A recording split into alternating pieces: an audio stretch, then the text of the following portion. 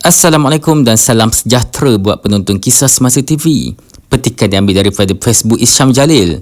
Fadlina kata dah buat libat urus berkenaan dasar anak 6 tahun masuk darjah 1. Saya nak tanya dia buat libat urus dengan siapa? Dan dia kata kena buat ujian diagnostik dan sokongan psikososial sebelum budak-budak ini boleh lulus masuk awal darjah 1.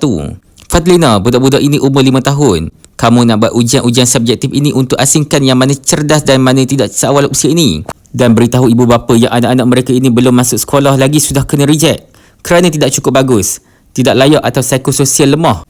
Dan siapakah pakar-pakar yang menentukan pengasingan pelajar-pelajar yang bagus dan pelajar-pelajar yang direject oleh kamu ini? Isunya bukan sama ada baik atau tidak untuk anak-anak berumur 6 tahun masuk darjah 1. Isunya adalah cara dan mekanisme dasar ini dikuatkuasakan. Boleh buat masuk darjah 1 pada umur 6 tahun.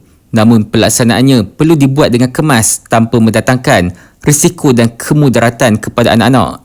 Tidak boleh tergesa-gesa dan buat tindakan dan mekanisme sewenang-wenang kerana ia melibatkan berjuta anak-anak kecil. Jangan asing-asingkan anak-anak kecil yang baru berumur 4-5 tahun. Mereka baru boleh berjalan dan bertutur pun masih pelat.